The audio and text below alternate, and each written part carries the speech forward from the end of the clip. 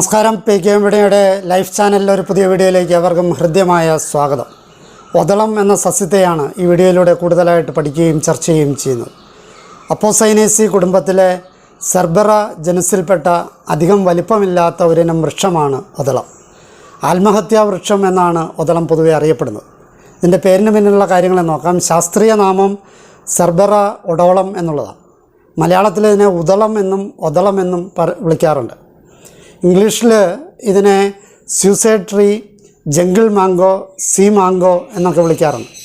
സംസ്കൃതത്തിൽ ഇതിനെ ഔദ്ദാലക, ശ്വാനമാർ എന്നൊക്കെയാണ് അറിയപ്പെടുന്നത്.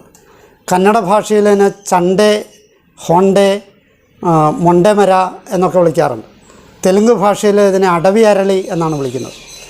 തമിഴ് ഭാഷയിൽ ഇതിനെ കാട്ടലരി എന്നും ഉദളൈ എന്നും വിളിക്കാറുണ്ട്. കാണപ്പെടുന്ന സ്ഥലങ്ങളെ നോക്കാം. ഇന്ത്യയിലും തെക്കൻ ഏഷ്യയുടെ മറ്റു ഭാഗങ്ങളിലുമുള്ള ഒരു വൃക്ഷമാണ് ഒതളം. ഇന്ത്യ, ശ്രീലങ്ക, ലക്ഷദ്വീപ് എന്നിവിടങ്ങളിൽ സാധാരണയായി കണ്ടുവരുന്നു. ചതുപ്പ് നിലങ്ങളിലും കായലോരങ്ങളിലും മറ്റ് ജലാശയ തീരങ്ങളിലുമൊക്കെ ധാരാളമായിട്ട് ഇത് സ്വാഭാവികമായി വളരാറുണ്ട്. രൂപവരണം നോക്കാം. അധികം വലിപ്പമില്ലാത്ത ചെറുവൃക്ഷമാണ് ഒതളം. ചില്ലകളുടെ അറ്റത്ത് ഇടതൂർന്ന് കാണപ്പെടുന്ന ഇലകൾ 12 തുടങ്ങി 30 സെൻറ്റിമീറ്റർ വരെ നീളമുള്ളവയും കടും പച്ചയും തിളങ്ങുന്നതുമാണ്. പൂക്കൾ വെളുത്തതും കേന്ദ്രഭാഗത്ത് ഇളം മഞ്ഞ നിറമുള്ളതും തിളങ്ങുന്നതും നക്ഷത്ര ആകൃതിയിലുള്ളതും ആണ്. 5 തുടങ്ങി 7 സെൻറ്റിമീറ്റർ വരെ നീളമുണ്ടാകും പൂക്കൾക്ക്. പഴം പച്ചയായിരിക്കുമ്പോൾ ഒരു ചെറിയ മാമ്പഴം പോലെ കാണപ്പെടും. നാരുകളുള്ള പുറന്തൊലിക്കുള്ളിൽ ഏകദേശം 2 സെൻറ്റിമീറ്റർ തുടങ്ങി 1.5 സെൻറ്റിമീറ്ററിനും വലിപ്പത്തിൽ ഒരു കുരു കാണാൻ പറ്റും. അതിൽ 2 വെളുത്ത മാംസള പരിപ്പുകൾ അടങ്ങിയിട്ടുണ്ടാകും. വായുവിൽ സമ്പർക്കം പുലർത്തുമ്പോൾ ഈ പരിപ്പ് വയലറ്റും പിന്നീട് ഇരുണ്ട ചാരനിറവും പിന്നീട് തവിട്ടല്ലെങ്കിൽ കറുപ്പുമായി മാറുന്നു. ചെടി മൊത്തത്തിൽ പാൽ പോലെയുള്ള വെളുത്ത കറ നൽകുന്നതാണ്. പൊതു ഉപയോഗങ്ങളെ നോക്കാം. ജൈവ കീടനാശിനിയുടെ നിർമ്മാണത്തിന് ഒതളക്കായ അതല്ലെങ്കിൽ ഒതളങ്ങ ധാരാളമായിട്ട് ഉപയോഗിക്കാറുണ്ട്. മീൻ പിടിക്കാനുള്ള വിഷമായി പരമ്പരാഗത രീതിയിൽ ഒതളങ്ങ ഉപയോഗിക്കാറുണ്ട്. ചിലർ ആടിന് തീറ്റയായി ഒതളത്തിൻ്റെ ഇല നൽകുമായിരുന്നു. വേലിപ്പത്തലായി ഒതളം നട്ടുപിടിപ്പിക്കാറുണ്ട്. അലങ്കാര വൃക്ഷമായി ഒതളം നടാറുണ്ട്. കൊളംബോയിലെ ഒരു പഞ്ചനക്ഷത്ര ഹോട്ടലിൻ്റെ മുമ്പിൽ വളരെ മനോഹരമായി ഒതളം നട്ടുപിടിപ്പിച്ചിട്ടുണ്ട്. ഒരു ജൈവ ഇന്ധനമായും ഒതളങ്ങ പരീക്ഷിച്ച് വരികയാണ്. രാസഘടകങ്ങളെ നോക്കാം. ഒതളങ്ങയിൽ നിന്നും സെറിബെറിൻ, ഒഡോളിൻ തുടങ്ങിയ പദാർത്ഥങ്ങൾ വേർതിരിച്ചെടുത്തിട്ടുണ്ട്. ഈ വസ്തുക്കളാണ് ഇതിലെ വിഷാംശത്തിന് നിദാനമായിട്ടുള്ളത്.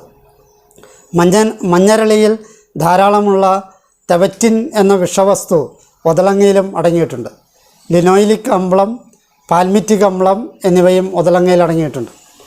ഒതളങ്ങയിലെ വിഷത്തെ ഒന്ന് പഠിക്കാം. മറ്റേതൊരു സസ്യജന്യമായ വിഷത്തേക്കാൾ ഒതളങ്ങയാണ് ആത്മഹത്യയ്ക്ക് കൂടുതലായിട്ട് ഉപയോഗിക്കുന്നത്.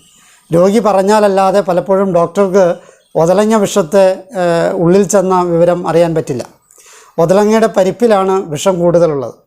കായൊന്നിലുള്ള 2 പരിപ്പുകൾ കഴിച്ചാൽ മരണം ഉറപ്പായിട്ടുമുണ്ടാകും. പരിപ്പിലുള്ള വിഷാംശം നേരിട്ട് ഹൃദയത്തെയാണ് ബാധിക്കുന്നത്. കേരളത്തിലെ ആത്മഹത്യകളിൽ 10-1 ഒതളങ്ങയാണ് കാരണക്കാരൻ എന്നാണ് കരുതപ്പെടുന്നത്. 1989-90 കാലഘട്ടത്തിൽ കേരളത്തിൽ നടന്ന 500 മരണങ്ങളെങ്കിലും ഒതളങ്ങ കാരണമായിട്ടുണ്ടെന്നാണ് കണക്കുകൂട്ടൽ. കൊലപാതകങ്ങളിലും ഒതളങ്ങ ഉപയോഗിച്ചിട്ടുണ്ടാകുമെന്നാണ് കരുതപ്പെടുന്നത്. ഒതളത്തിൻ്റെ കുരുവിന് കയ്പുണ്ടെങ്കിലും അതിൽ മറ്റ് മസാലകളൊക്കെ ചേർത്ത് കഴിഞ്ഞാൽ അത് മനസ്സിലാവില്ല.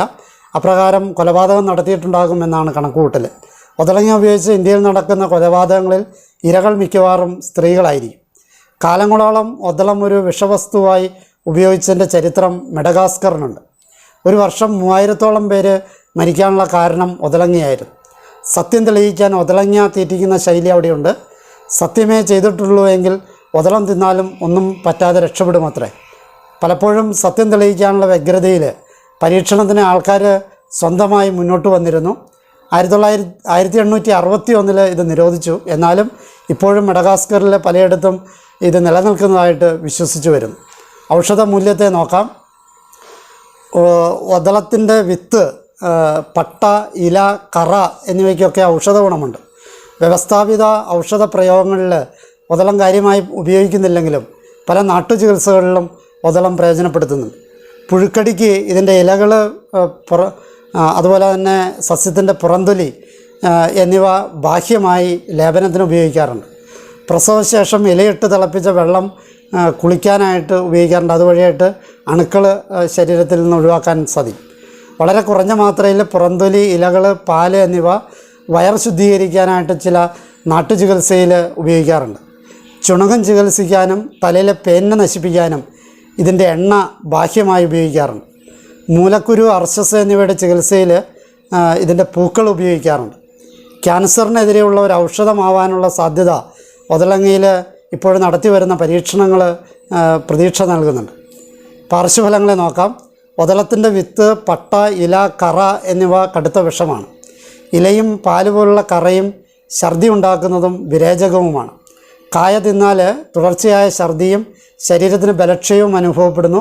പലപ്പോഴും മരണം വരെ സംഭവിച്ചെന്ന് വരാം. കലയും സാഹിത്യവുമായിട്ട് ബന്ധപ്പെട്ട കാര്യങ്ങളെ നോക്കാം.